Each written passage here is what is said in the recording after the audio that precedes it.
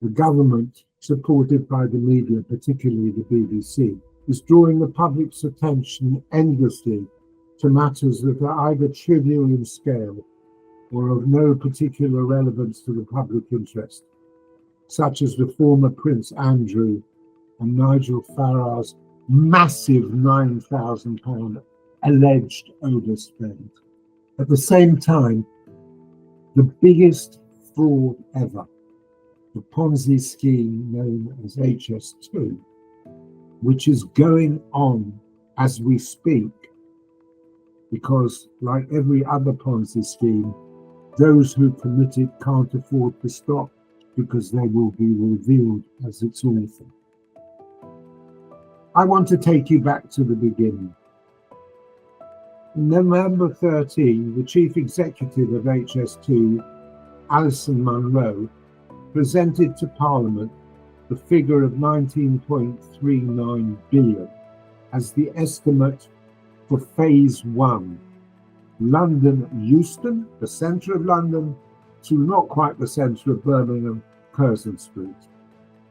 Others directly responsible for the production and verification and confirmation of those figures, which were maintained until the equally flawed Cook report in October 2019, included the then chairman, Sir David Higgins, who incorporated it in his report of 2014, where he personally gave assurances on these costs that they were true and accurate of 95.5%, a hitherto unheard of level of confidence.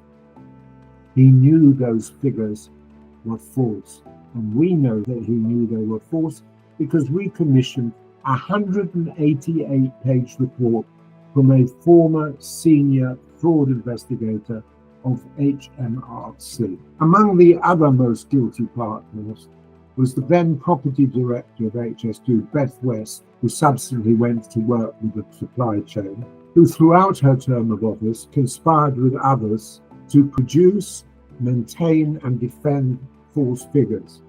In the schedule presented to Parliament, which I will attach when I circulate this report, the figure of 2.8 billion is mentioned for property acquisition. They knew at the time it was nearly 5 billion, and so it turned out, as all the other underestimates were revealed.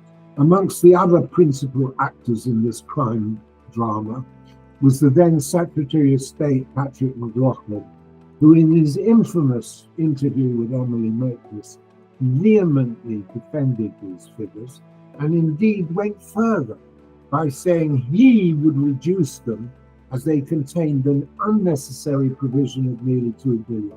But actually, I've told HS2 that I want phase 1 to be built for £17 billion. But it is right on big projects like this to have a contingency that is part of the budget. But I very much hope it'll be delivered for less than the budget that we've set. The cast list is almost endless.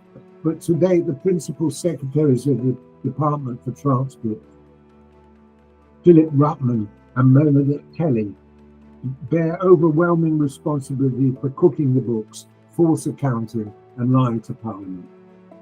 Amongst the other political figures who should be subject to a massive criminal investigation are every Secretary of State for Transport, every Minister of State for Transport, including the President on this useless enterprise, which is now being reduced to an unviable branch line from outside London at Elliot Common to not very central in Curzon Street, with a national network having been long abandoned, despite the fact that it was only a national network that provided the rationale for high-speed trains.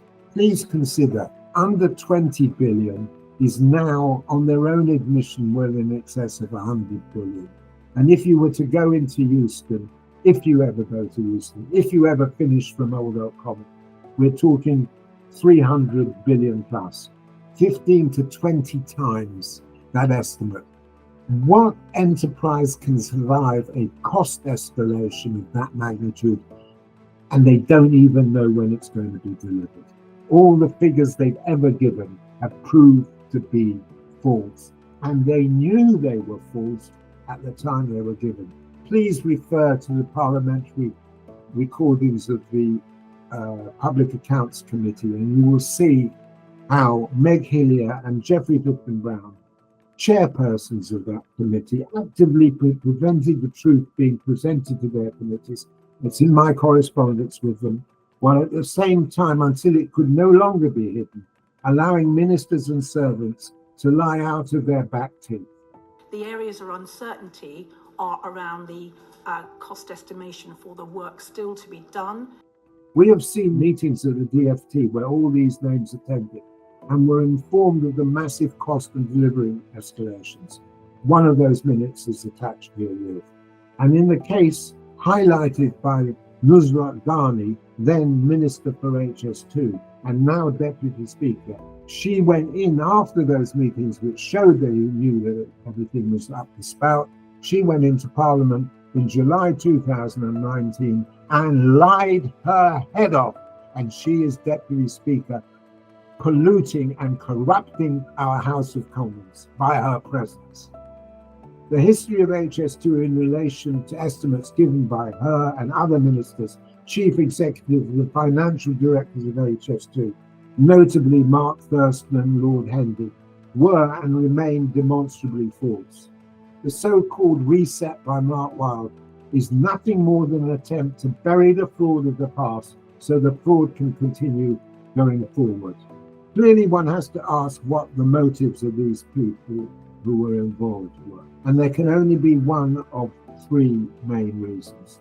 Direct corruption, being paid off by the supply chain, or being given jobs after they leave by supply chain, which is absolutely par for the course, covering up of their own incompetence, and a desire to remain in well-paid office. This brings us to the involvement, or rather the refusal to investigate, by both the Serious Fraud Office under Lisa Ostrowski and the Metropolitan Police, including the current Commissioner Mark Rowley, in circumstances where they themselves should be investigated for perverting the course of justice and accessory to fraud, which is, I repeat, is ongoing.